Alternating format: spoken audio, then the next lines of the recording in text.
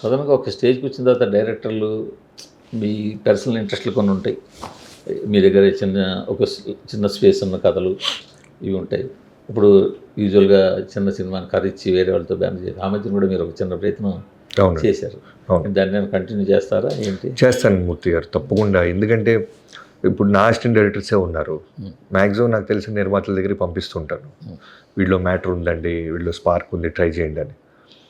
కొంతమందికి మెటీరియలైజ్ అవుతున్నాయి, కొంతమందికి అవ్వట్లా. అలా అవ్వని వాళ్ళకి మనం ఏదో ఒక విధంగా సాయం చేయాలి కదా. ఇప్పుడు నాకు ఏదైతే స్టేక్స్ ఏమి మనకి పోవు. మనం ఇన్వాల్వ్ అవుతున్నామంటే డబ్బు పెట్టే ప్యారల్గా ఎవరో ఒకళ్ళు ఫండ్స్ ఇచ్చేవాళ్ళు ఎవరో ఒకళ్ళు వస్తున్నారు. సో అలా ఏదో ఒక విధంగా నా తోచింది నేను ఏదైనా చెయ్యాలనే థాట్ లెవెల్ అయితే స్టార్ట్ చేశాను. అది ఎంతవరకు మెటీరియలైజ్ అవుద్ది అనేది త్వరలోనే చూస్తారు. అందుకే వాల్తేరు వేరే మించిన సినిమా అన్న మీ ప్రొడ్యూసర్ గారి మాటలు అన్న వైరల్ అయ్యే కాస్త అది కూడా వాల్తేరు వేరే మించిన అని కోడ్చాడు. మీ ముందు సినిమా అంటే వేరే సంగతి. అదే చిరంజీవి గారు ఏమను ఫ్యాన్స్ అన్న పదం ఒకటి వాడారు. అదే వంశీ గారిది ఎలా ఉంటుందంటే ఏదైనా టక్మని అనేస్తారు, అవతల ఎలా తీసుకుంటారు ఏమి మాలాగా ఆలోచించడు.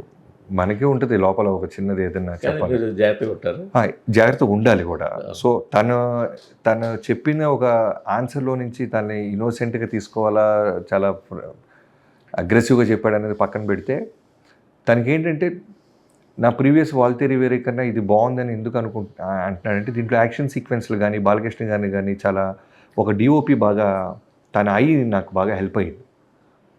సో సినిమా చూశాడు తను, జస్ట్ ఇంటర్వ్యూ నిన్న జరుగుతున్న ప్రెస్ ఇంటర్వ్యూ ఫ్యూ డేస్ ముందే సినిమా చూశాడు.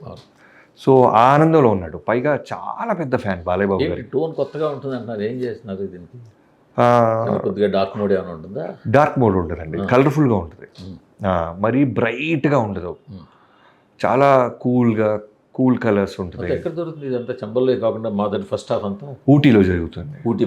ఊటీ కథ ప్రకారం మనం మదన్పల్లి అని చెప్తున్నాం. మోస్ట్ ఆఫ్ ద ఫిల్మ్ ఊటీలో తీసాం.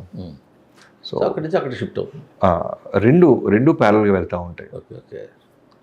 సో ఒక మంచి మెసేజ్ లాంటిది కూడా సినిమాలో ఒక విలేజ్ తాలూకా సివియర్ ప్రాబ్లం అన్నది ఒకటి ఉందంటే నిజమేనా? ఉంటుందండి. మీకు వచ్చిన క్వశ్చన్ పేపర్ లీక్ కరెక్ట్.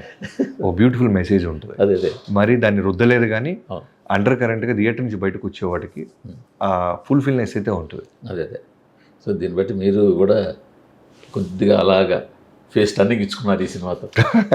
అందుబాటులో